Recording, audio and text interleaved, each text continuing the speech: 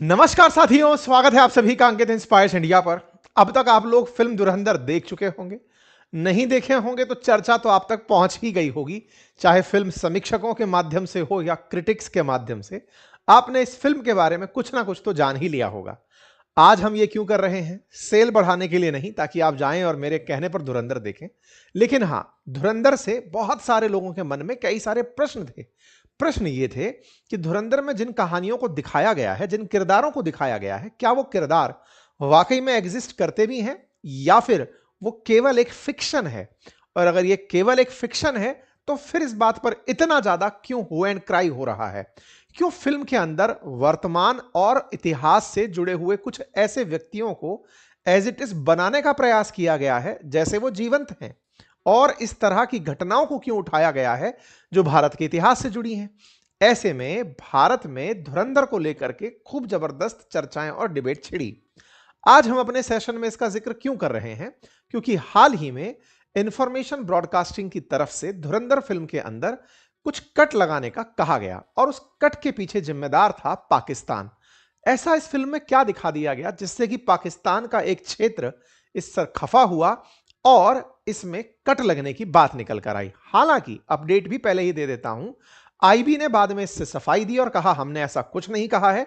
Film समीक्षकों ने अपने आप से ही फिल्म में कट लगा दिया है। 1 जनवरी 2026 से जो थिएटर्स में दिखाई जा रही फिल्म है उसमें कुछ स्थान पर बीप है और कुछ जगह से उस फिल्म को काट दिया गया है। क्या है इसका पाकिस्तान कनेक्शन, वो तो आज हम जानेंगे ही। साथ ही साथ हम ये भी जानेंगे कि इस फिल्म के अंदर जो किरदार दिखाए गए हैं उनकी वास्तविक स्टोरी है क्या, किन कहानियों से वो प्रेरित हैं, किस तरह से ये फिल्म आज देश की सबसे ज्यादा कमाई करने वाली फिल्मों में शुमार हो गई है। आज हम चर्चा करेंगे कि किस तरह से इस फिल्म ने 1,000 करोड़ का आंकड़ा पार कर लिया है। आरओआई की बात करें तो लगभग 250% का आरओआई दे चुकी है। 250 करोड़ में बनी यह फिल्म अपने कई किरदारों के लिए, जिनमें से रहमान डकैत काफी ज्यादा सुर्खियों में रहे। जैसे एनिमल के अंदर बॉबी देओल निकल कर आए थे, ऐसे धुरंधर से रहमान डकैत निकल कर आए। दुर्भाग्य है कि धुरंधर 2 के अंदर ये शायद दिखाई ना दें, क्योंकि इन्हें फिल्म के अंदर निपटा दिया गया। खैर, फिलहाल के लिए फिल्म के आंकड़े अपने आप में एक खबर बन जाते हैं। खबर कुछ इस तरह से कि डायरेक्टर आदित्य धर के द्वारा लाई गई इस फिल्म, जिसे 5 दिसंबर 2025 को लाया गया था, इसने 225 करोड़ की लागत में बनकर 225 करोड़ की लागत में बनकर वर्ल्ड वाइड 1143 करोड़ का रेवेन्यू कर लिया। ऐसा करके यह हाईएस्ट ग्रॉसिंग बॉलीवुड फिल्म में शामिल हो गई, जहां भारत में अब तक 1968 करोड़ रुपए दंगल कमाई है। उसके बाद थर्ड हाईएस्ट नंबर पर धुरंधर पहुंच जाती है और यह आंकड़ा अभी भी जारी है। फ्राइडे को रिलीज हुई अन्य फिल्मों के साथ साथ इस फिल्म ने अभी तक स्क्रीन पर अपनी जगह बनाई हुई है। लोग न्यू ईयर की छुट्टियों में जा जाकर इस फिल्म को अभी तक देख रहे हैं। ऐसे में इस फिल्म के अंदर बहुत से ऐसे किरदार जो चर्चा का विषय बने, जैसे रणवीर सिंह हमजा का रोल प्ले करते हुए, अक्षय खन्ना रहमान डकैत का रोल प्ले करते हुए, Sanjay Dutt SP Chaudhary Aslam, R Madhavan Ajay Sanyal, Arjun Rampal major Iqbal, Sara Arjun, यालिना Jamali, ये जितने भी किरदार हैं इनका क्या रियल लाइफ से कोई कनेक्शन है? क्योंकि फिल्म में जिस तरह से इन किरदारों को दिखाया गया है वो किरदार आज भी वैसे ही दिखते हुए लगते हैं। क्योंकि फिल्म के अंदर जिस तरह से आर माधवन ने रोल प्ले किया है वो बहुत हद तक एनएसए डोभाल साहब के चेहरे से मैच खाता हुआ दिखता है। जिस तरह से उनका किरदार रोल प्ले कर रहा है, ऐसे ही फिल्म के अंदर रियल लाइफ में जितना आप डोभाल साहब के बारे में सुनते हैं, कुछ वैसा ही उस फिल्म के अंदर किरदार प्ले करने का अभिनय किया गया है। ऐसे में फिल्म की कहानी, फिल्म से जुड़े हुए तथ्य आप और हमारे बीच में चर्चा का विषय बन जाते हैं। लेकिन यहां से आगे जो अब मैं आपसे डिस्कस करने जा रहा हूं वो किसी फिल्म रिव्यू के तरह से होगा, क्योंकि फिल्म रिव्यू में अक्सर फिल्म के अंदर जुड़ी हुई घटनाओं का जिक्र किया जाता है। जैसे मैंने आपसे बहुत बार कहा है कि मुझे फिल्म देखने का बहुत शौक रहता है। मैं उन शुरुआती लोगों में से हूं जिसने इस फिल्म को आते ही देख लिया था और इस पर फिर हमने अपने एक पॉडकास्ट में, जब मैं रणबीर के साथ पॉडकास्ट में था, वहां पर भी इसका जिक्र किया। फिल्म के बारे में, फिल्म कैसी भी हो उनके ऊपर प्रतिक्रिया देना ना देना वो मेरा निजी मत हो सकता है, लेकिन चूंकि ये फिल्म देश में खूब चर्चित रह ली और अब इससे सुर्खियां जुड़ चुकी हैं तो हम इसे खबरों में ले आए। लेकिन जब खबरों में लेकर आए तो हमारी टीम ने हमसे ये डिस्कशन में निकल कर आया कि क्यों ना हम इसके ऊपर पूरा किरदार परिचय करके एक फिल्म का रिव्यू भी निकाल दें, या फिर फिल्म पर जो किरदार हैं उनका डिटेलिंग दे दें। तो चलिए वो भी कर ही देते हैं। सबसे पहली जानकारी जहां से ये फिल्म शुरू होती दिखती है, वो कहानी असल में 1999 में IC-814 विमान अपहरण से जुड़ी है। मैं फिल्म के स्पॉइलर नहीं दूंगा ताकि आपके अंदर जाकर फिल्म देखने की इच्छा शक्ति खत्म ना हो, ऐसा मैं नहीं करूंगा। लेकिन हां, एक विमान अपहरण से इस कहानी को शुरू दिखाया गया है, और विमान अपहरण में जो अपहरण करता है उनका फिर भारत के संसद हमलों में, और फिर संसद हमलों के बाद भारत में 26/11 के जो आतंकी हमले हैं, इनके बारे में एक डिटेल पैकेजिंग की गई है। चूंकि 1999 के विमान अपहरण से शुरू होकर 26/11 तक यह घटना जाती है, तो यह लगभग देश के अंदर 10 साल के जो मामले हैं उनको समेटते हुए ब्रॉडली बनाई गई है। मतलब ये 1999 के कराची से लेकर के जो 26/11 भारत में हुआ, उसके 20 साल तक के टेन्योर को लगभग पकड़कर चले, तो उन घटनाओं को इसमें समेटने का प्रयास किया गया है। कहानी की शुरुआत के अंदर खुफिया एजेंसी के प्रमुख अजय सान्याल दिखाए गए हैं, जो कि डोभाल साहब की तरह हैं, और उनका प्रयास है पाकिस्तान के अंदर अंडरवर्ल्ड नेटवर्क को खत्म करना। इसमें कुछ लोकल लेवल राइवलरी दिखाई गई है। फिल्म के अंदर कराची का ल्यारी काफी ज्यादा सुर्खी में रहा है। रहमान डकैत का जो गाना है उसे आपने बहुत से शॉट्स में बजते हुए सुन लिया होगा। अब ये कौन था रहमान डकैत, क्या थी इसकी कहानी, इस पर भी अब थोड़ी चर्चा कर ही लेते हैं। इसको समझें उससे पहले मैं आपको थोड़ा कराची का इतिहास बताना चाहूंगा, ताकि आप इसे रिलेट कर पाएं कि कहानी असल मायने में शुरू कहां से होकर आती है। इसको समझें उससे पहले ना एक बार पाकिस्तान का मैप भी देख लीजिए, क्योंकि यहीं पे ही सारा सारा खेल जुड़ा हुआ है। देखिए, पाकिस्तान से भारत का जो कनेक्शन आपको यहां पर विजिबल है, ये भारत का मैप आपको दिखाई दे रहा है। भारत में ये बॉर्डर एरिया गुजरात का है। गुजरात से जुड़ा हुआ पाकिस्तान का एक स्टेट है जिसका नाम है सिंध। सिंध में रहने वाले लोग सिंधी कहलाते हैं, और उन सिंधियों की कैपिटल है कराची। जब भारत पाकिस्तान एक हुआ करते थे, तब कराची को एक बहुत ही बड़े व्यापारिक कैपिटल के रूप में देखा जाता था, व्यापार के लिए जाना जाता था। सिंधियों का व्यापार का जो गुण है वो आज हमारे देश में भी काफी चर्चा में रहता है। ऐसे में ही सिंध के लोग, सिंधी, कराची को भारत के मुंबई की तरह रखना पसंद करते हैं। जैसे आज भारत में मुंबई के बारे में फाइनेंशियल कैपिटल कहा जाता है, ऐसे ही पाकिस्तान की फाइनेंशियल कैपिटल कराची के नाम से जानी जाती है। ठीक है, कराची से ही जुड़ा हुआ या सिंध से ही जुड़ा हुआ एक जगह है जिसका नाम है बलोचिस्तान। पाकिस्तान का सबसे बड़ा राज्य क्षेत्रफल के आधार पर, लेकिन क्षेत्रफल के अनुसार जो सबसे बड़ा राज्य है, विकास के मामले में उतना ही पिछड़ा राज्य है। बलोचिस्तान के लोगों को बलोच कहा जाता है। जैसे सिंध के लोगों को सिंधी कहा गया, ऐसे बलोचिस्तान के लोगों को बलोच कहा जाता है। इस फिल्म के अंदर बलोच शब्द का कई जगह उपयोग किया गया है। चूंकि बॉर्डर पर अगर ध्यान से देखें तो कराची का बलोचिस्तान से बॉर्डर दिखता आपको, मतलब बिल्कुल नजदीक ही आपको लगता हुआ दिखाई दे रहा है। ऐसे ही बलोचिस्तान एक तरफ कनेक्ट होता है ईरान से, एक तरफ कनेक्ट होता है अफगानिस्तान से। अफगानिस्तान में लंबे समय से तालिबान बैठा है, और ईरान में भारत लगातार चाबहार पोर्ट के इर्द गिर्द अपनी गतिविधियां कर रहा है। यह चाबहार पोर्ट भी आपको इसलिए जान लेना चाहिए क्योंकि जो कुलभूषण जाधव, भारत के नेवी के पूर्व अधिकारी, जो पाकिस्तान की जेल में बंद हैं, जिन्हें पाकिस्तान ने रॉ एजेंट बता करके गिरफ्तार किया हुआ है, उन्हें इसी पोर्ट से ही पकड़ा गया था, ऐसा भारत का कहना है। इस सारी कहानी में कुलभूषण जाधव का रोल भी आपके सामने आएगा। आपके सामने डोभाल साहब का किरदार भी खुलकर आएगा। चलिए, तो आपने जगह देख ली, अब हम कराची पर आते हैं। साथियों, जब भारत का विभाजन हुआ, जैसा आप जानते हैं, बड़ी संख्या में लोग जो यहां रहने वाले हिंदू थे या फिर जो गुजराती थे, जो पाकिस्तान की तरफ रहते थे, वो लौट करके भारत की तरफ आए, और जो भारत में रहने वाले मुसलमान थे वो यहां से मुस्लिम देश बनते पाकिस्तान में गए। यहां से बड़ी संख्या में जनता इधर से उधर हुई थी। जो यहां से निकल करके लोग सिंध में गए, उन्हें मुहाजिर कहा गया। जो भारत के मुसलमान थे लेकिन वो पाकिस्तान में गए, वो यहां पर मुहाजिरों के नाम से जाने गए। और जो लोकल यहां के सिंधी थे, वो मुहाजिरों को पसंद नहीं करते थे। एक और वाकया हुआ। जैसा आप जानते हैं कि पाकिस्तान से ही पूर्वी पाकिस्तान यानी बांग्लादेश कनेक्टेड था। बांग्लादेश के अंदर बड़ी मात्रा के अंदर बंगाली मुस्लिम रहते थे। जब पाकिस्तान बना तो काफी सारे बंगाली मुस्लिम भी चल करके इस सिंध में रहने चले आए। व्यापारिक जगह थी, बिल्कुल ऐसे समझिए जैसे आज हमारे देश से बड़ी संख्या में लोग काम करने मुंबई आते हैं, ऐसे ही जब पाकिस्तान बना तो आज के बांग्लादेश यानी उस समय के पूर्वी पाकिस्तान से लोग निकल करके कराची चले आए, कराची एज एन मुंबई चले आए। ठीक है, ऐसे में कराची में कई तरह के लोग रहना शुरू हुए। कई तरह के लोग रहना शुरू हुए से क्या मतलब है, यहां पर तरह तरह की एरिया से आए हुए सिंध से लोग, मुहाजिर लोग, बंगाली लोग, यहां पर आकर कश्मीरी लोग, अरबी लोग, बोहरा लोग, यहां पर तरह तरह के लोग आकर रहना शुरू हुए और एक मिक्स समुदाय के रूप में कराची डेवलप होना शुरू हुआ।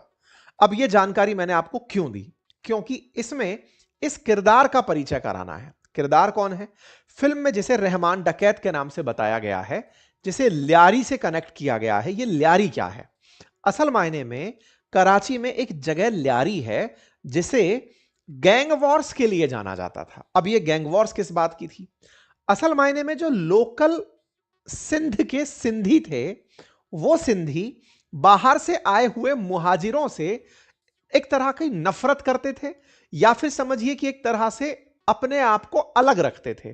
तो जो बलूचिस्तान के बलोच और सिंधी थे उन्होंने तो अपने लिए एक पार्टी का प्रोटेक्शन ले लिया जिसका नाम पाकिस्तान पीपल्स पार्टी था, और जो बाहर से आकर के पाकिस्तान में मुसलमान आए थे उन्होंने अपने लिए मुहाजिरों के लिए एक पार्टी बना ली जिसका नाम था मुत्तहिदा कौमी मूवमेंट, जिसे MQM कहा गया।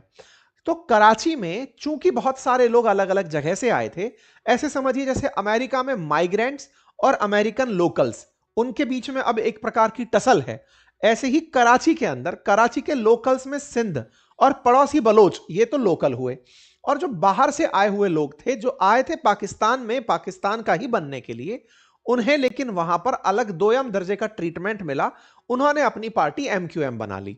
इन लोगों के बीच में हमेशा एक राइवलरी बनती चली गई कि कौन यहां का अपना ओरिजिनल है। बस यहीं से ही गैंग वॉर्स की शुरुआत होती है। मतलब 1947 के अंदर बना हुआ पाकिस्तान पर्टिकुलर कराची के अंदर गैंग वॉर्स का एक बड़ा गढ़ बन चुका था, और उसी गढ़ में एक गैंगस्टर निकला जिसका नाम रहमान डकैत था। मतलब ये जिस रहमान डकैत की बात की जा रही है ये ओरिजिनली कुछ ऐसा दिखता था। किरदार में जिस व्यक्ति का जिक्र है असल मायने में वो ल्यारी के अंदर एक ड्रग डीलर हुआ करता था जिसका नाम था दादल डकैत। उस दादल डकैत का बेटा था, इसका जन्म 1980 में हुआ था। नाम इसका रहमान बलोच था। बलोच क्यों, क्योंकि बलोचिस्तान से बिलोंग करता था।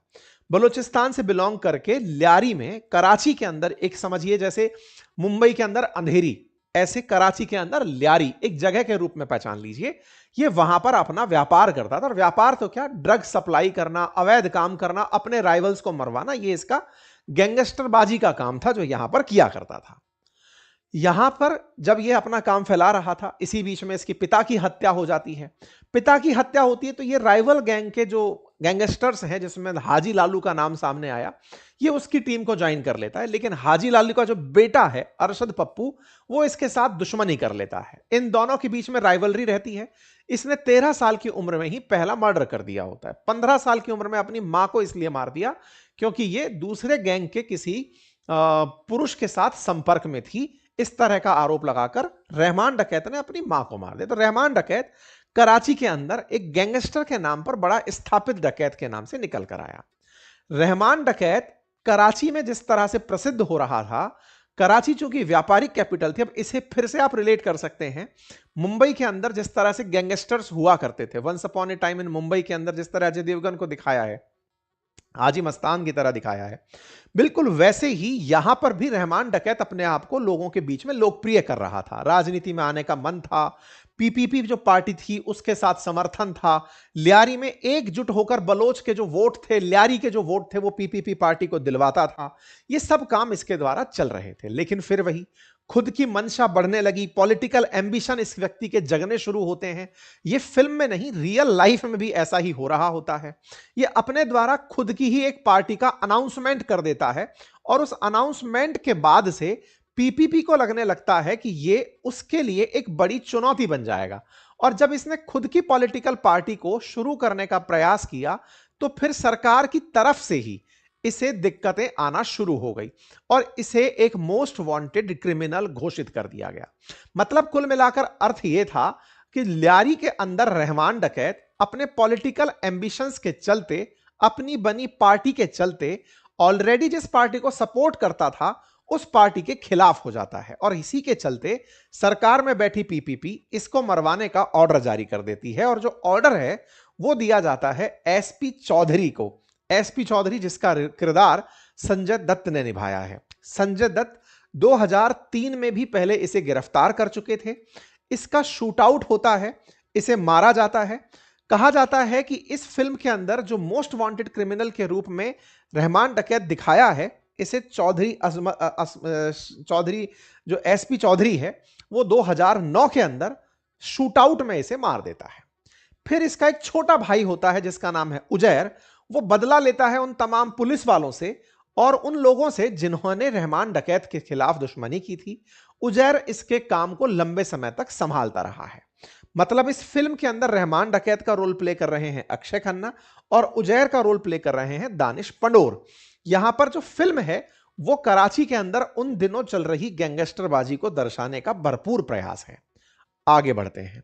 इस फिल्म के अंदर जिस किरदार ने सबसे ज्यादा सुर्खियां बटोरी हैं उनमें दूसरा सबसे बड़ा किरदार संजय दत्त का। संजय दत्त का किरदार एक एसपी का किरदार है जिसका नाम है असलम, चौधरी असलम। ये वो व्यक्ति है जिसे कराची में गैंगस्टर्स को खत्म करने के लिए या फिर इसे एनकाउंटर स्पेशलिस्ट के रूप में जाना जाता था।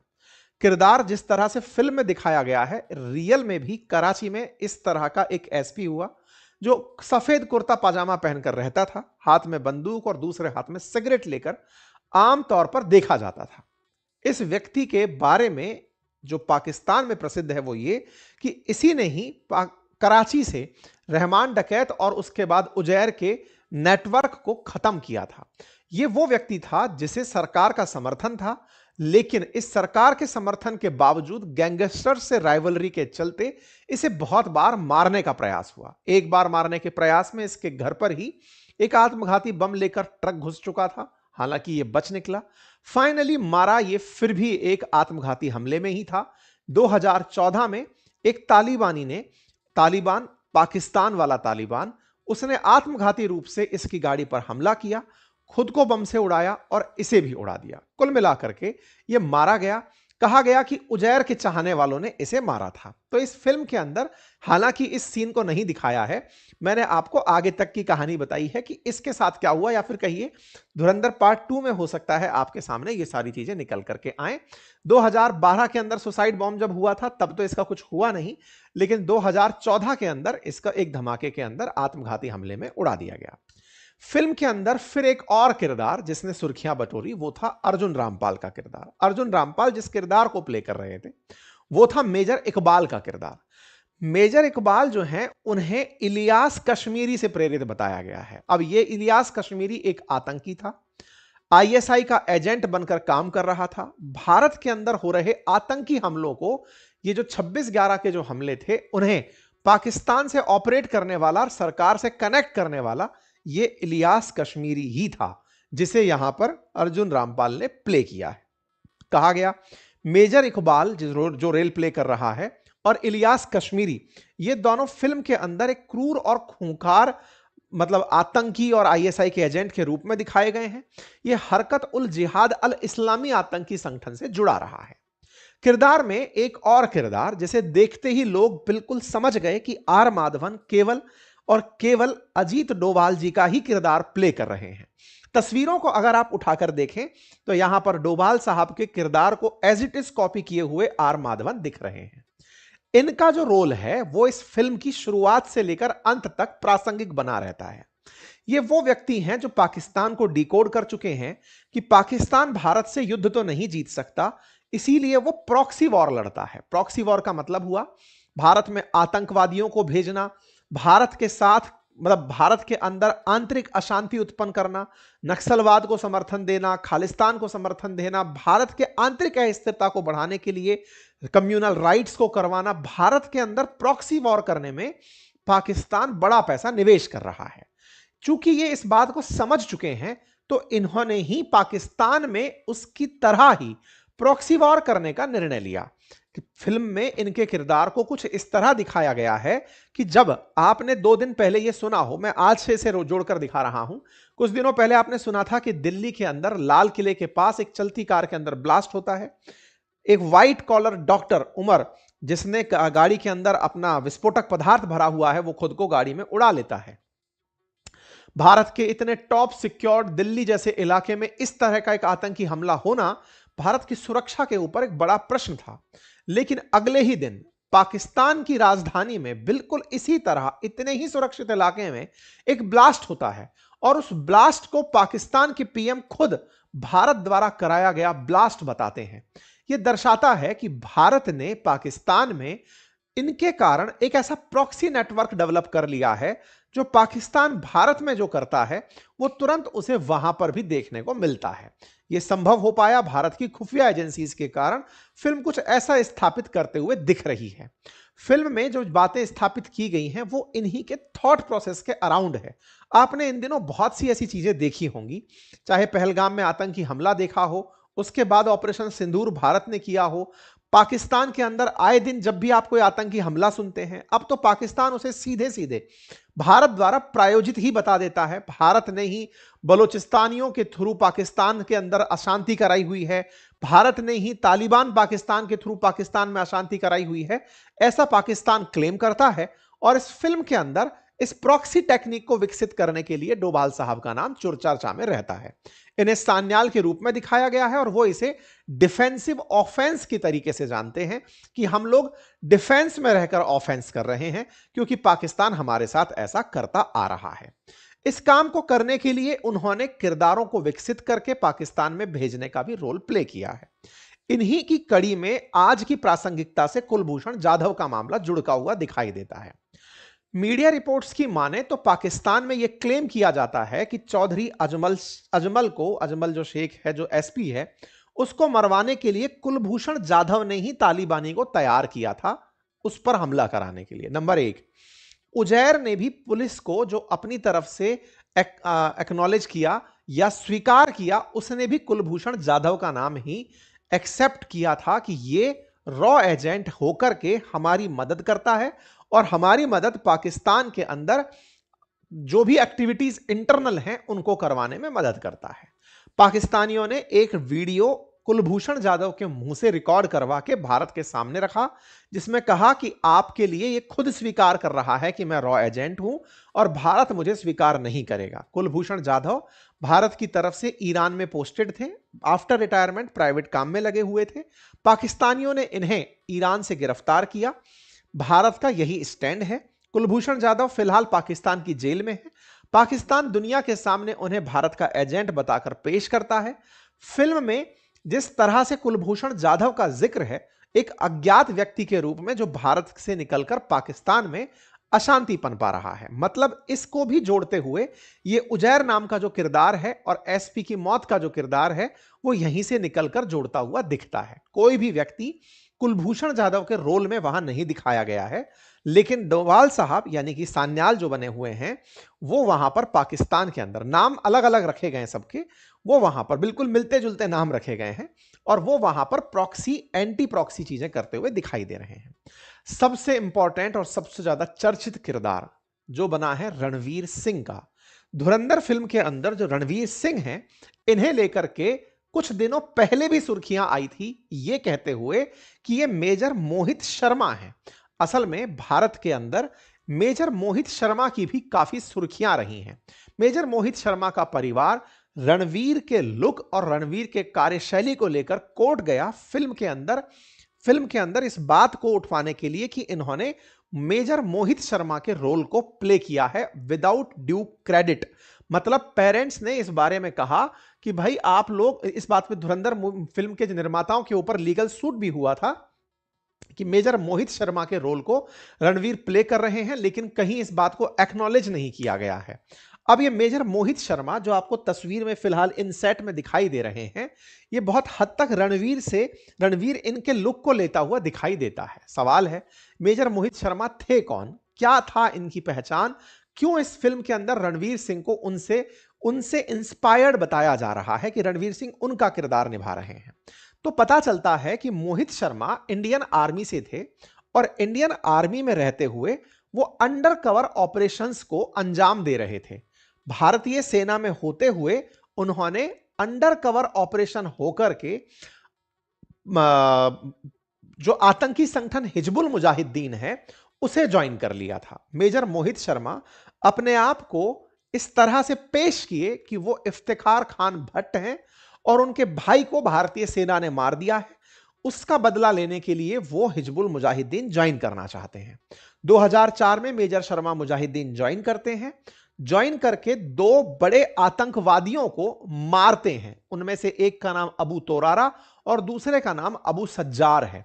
उन्हें गोली मारकर और उनके हथियार लेकर वापस मोहित आर्मी कैंप लौट आते हैं। इनके इस अंडर कवर ऑपरेशन के चलते इन्हें इस फिल्म में रणवीर जो किरदार निभा रहे हैं उससे रिलेटेड बताया गया। लेकिन यहां पर जानने वाली बात यह है कि मेजर मोहित शर्मा का जो ऑपरेशन ग्राउंड था वो कश्मीर ही था, लेकिन रणवीर जो किरदार प्ले कर रहे हैं वो किरदार कराची के अंदर है, ल्यारी के अंदर है, सिंध के अंदर है। फिल्म निर्माताओं ने कहा कि यह एक संयोग हो सकता है, लेकिन किरदारों का पृष्ठभूमि अलग है। मेजर मोहित शर्मा के किरदार को रणवीर प्ले नहीं कर रहे हैं, ऐसा कहते हुए फिल्म के अंदर इस बात का स्पष्टीकरण भी दिया गया है। ठीक है साहब, ये कुछ इंपॉर्टेंट बातें थी। सवाल था फिर रणवीर किसका किरदार प्ले कर रहे थे? रणवीर डोवाल साहब द्वारा प्लांटेड उस प्रॉक्सी वॉर के लीडर का रोल प्ले कर रहे हैं जो पाकिस्तान में जाकर के भारत के लक्ष्यों की पूर्ति कर रहा है। इसके लिए उन्होंने हमजा नाम के एक व्यक्ति को यहां पर इंट्रोड्यूस किया है, जिसका इतिहास है कि वो जेल में भारत के अंदर बंद था। उसे एंटी पाकिस्तान, क्योंकि उसके अंदर जो भी पाकिस्तान के खिलाफ नफरत थी, उसे इग्नाइट किया जाता है। चूंकि वो भारत में भी अपराधी होता है, अपराधी को भारत के लिए ही यूज करने के लिए पाकिस्तान में भेजा जाता है, जिसका कोई रिकॉर्ड नहीं होता और वो पाकिस्तान जाकर भारत के हितों को ही पूरा कर रहा होता है। फिल्म के अंदर ये वाली लाइन दिखाने का प्रयास किया गया है। ठीक है साहब, अब आती है बात कि ये फिल्म गल्फ कंट्रीज में क्यों नहीं चलाई गई। सामान्यतया वो सभी फिल्में जिसमें भारत पाकिस्तान एक दूसरे पर आरोप प्रत्यारोप कर रहे हो, या ऐसी फिल्में जो भारत पाकिस्तान के लड़ाने जैसी फिल्में हो, जैसे बॉर्डर टाइप की फिल्म हुई, या फिर वो फिल्में जिसमें भारत खुफिया तरीके से पाकिस्तान में कोई घटना को अंजाम दे रहा है, राजी टाइप की जो फिल्में हैं, ऐसी फिल्मों को गल्फ जीसीसी की जो कंट्रीज हैं वो प्ले नहीं करती हैं। उनके पीछे का कारण है क्योंकि उन देशों में बड़ी संख्या में भारतीय और पाकिस्तानी लोग एक साथ रहते हैं। ऐसे में कहीं ये फिल्म उनके देश में अशांति ना फैला दें, इसलिए वो इन फिल्मों को यहां पर नहीं प्ले करते दिखते। लेकिन इसका एक और कारण भी बताया गया, और वो ये था कि इस फिल्म में एक रोल दिखाया गया है जिसमें पाकिस्तान का एक बड़ा व्यापारी अवैध तरीके से नोट प्रिंट करके भारत में नोट भिजवाता है। इस प्रक्रिया में उसने जिस जगह का उपयोग लिया वो गल्फ कंट्रीज ही थी, दुबई ही था। यह भी एक कारण निकला कि इस फिल्म के अंदर दुबई को अलग तरीके से प्रेजेंट किया गया है, जिसे लेकर के वो थोड़े ऑफेंसिव रहे। लेकिन इन जनरल यह माना जाता है कि ऐसा ये लोग करते हैं जब भारत पाकिस्तान एक दूसरे पर फिल्म बना रहे होते हैं। इसकी वजह से फिल्म निर्माताओं को 90 करोड़ का नुकसान हुआ। अगर यह फिल्म वहां खुली होती तो इनको और ज्यादा रेवेन्यू प्राप्त होता। ठीक है साहब, धुरंधर को 90 करोड़ का लॉस होने का बात निकल कर आई। अब सवाल आता है उस विषय का जिसके लिए शुरुआत की गई थी, इस फिल्म के अंदर लगने वाले कट्स को लेकर के। असल मायने में आप यहां पर जितना भी शुरुआत में सुने, रहमान डकैत वो असल में एक बलोच था। यहां पर रणवीर भी जो किरदार निभा रहे हैं वो भी एक बलोच का किरदार निभा रहे हैं। यहां पर बलूचिस्तान को इस पूरी फिल्म के अंदर खलनायकों द्वारा प्ले किया गया है। बलूचिस्तान भारत हितैषी पाकिस्तानी राज्य है। बलूचिस्तान के लोग भारत के समर्थन से पाकिस्तान में आजादी चाहते हैं। बलूचिस्तान का यह वाला पूरा क्षेत्र बलोच लिबरेशन आर्मी चलाता है, और बलोच लिबरेशन आर्मी पाकिस्तानियों को और पाकिस्तानी सेना को ढूंढ ढूंढ कर मारता है। Baloch liberation army pro India है, और वो भारत से अपनी आजादी के लिए कि इस पूरे क्षेत्र को आप आजाद करवाइए वो मांग करता है। बलोच ही वो लोग हैं जो पाकिस्तान के अंदर ग्वादर पोर्ट के पास बनी हुई जो सीपैक है, चाइना पाकिस्तान इकोनॉमिक कॉरिडोर है, उसको नुकसान पहुंचाते हैं।